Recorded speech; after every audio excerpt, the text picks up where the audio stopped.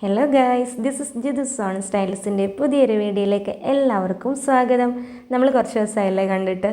എനിക്ക് വയ്യായിരുന്നു കേട്ടോ, പിന്നെ കുറച്ച് പേഴ്സണൽ ആവശ്യങ്ങളൊക്കെ ഉണ്ടായിരുന്നു. ഈ മന്ത് സ്റ്റാർട്ട് ചെയ്തപ്പം എപ്പോഴും പനി, തലവേദന പനി അങ്ങനെയൊക്കെയാണ് കേട്ടോ.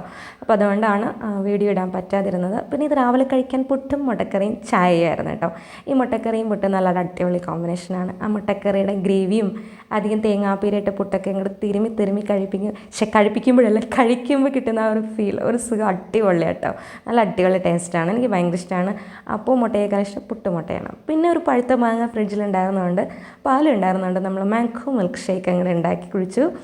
എനിക്ക് ഭയങ്കര ഇഷ്ടമാണ് ഈ ഒരു സാധനം. നമ്മൾ മുമ്പ് ലുലുവിലൊക്കെ എപ്പോഴും പോകുമ്പോൾ ഈ മാംഗോ മിൽക്ക് ഷേക്ക് കിട്ടാറുണ്ട്, അത് വാങ്ങിച്ച് കുടിക്കാറുണ്ട് കേട്ടോ. പിന്നെ ഇന്നത്തെ ഉച്ചയ്ക്കത്തെ ലഞ്ചിനിടെ കേരയാണ് ഗൈസ്, കേരക്കറി. കേര അടിപൊളിയായിട്ടൊരു മീനാട്ടോ. നമ്മൾ കട്ട് ചെയ്യേണ്ട ആവശ്യമില്ല, കട്ട് ചെയ്ത് തന്നെയാണ് ഇത് കിട്ടുന്നത്. അതുകൊണ്ട് വേഗം തട്ടിക്കൂട്ടി നമുക്ക് കറിയാക്കാം. പിന്നെ ക്യാരറ്റും ബീട്രൂട്ടും കൂടിയിട്ട് ഒരു തോരനുണ്ടായിരുന്നു. പിന്നെ ഉണക്ക ചെമ്മീനും മാങ്ങയൊക്കെ കൂടിയിട്ട് തേങ്ങ അരച്ച ഒരു ചമ്മന്തി അടിപൊളിയാട്ടോ. നമ്മുടെ ചെമ്മീൻ ഫ്രൈ ചെയ്തിട്ട് കുറച്ച് ചുവന്നുള്ളിയും വറ്റൽമുളകൊക്കെ കൂടെ എണ്ണയിലൊന്ന് ജസ്റ്റ് ഒന്ന് ഫ്രൈ ചെയ്തിട്ട് ചമ്മന്തി അരയ്ക്കണം, തേങ്ങയൊക്കെ ഇട്ട് അടിപൊളിയാട്ടോ.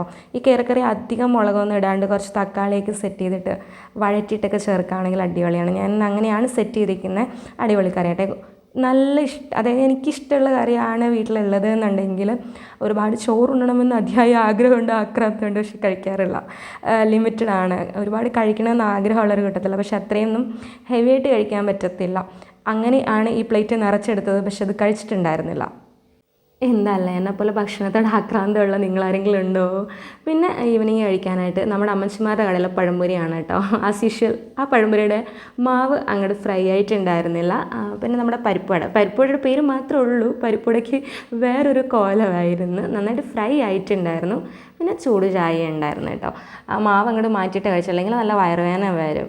ഇവിടെ അടുത്ത് വേറെ അമ്മച്ചിമാരുടെ ഷോപ്പിൽ നല്ല ചൂടോടുകൂടി ഫ്രൈ ചെയ്ത് കിട്ടുന്നത് കൊണ്ടാണ് എപ്പോഴെങ്കിലും അവരുടെ പരീക്ഷണം വിജയിക്കുമായിരിക്കും.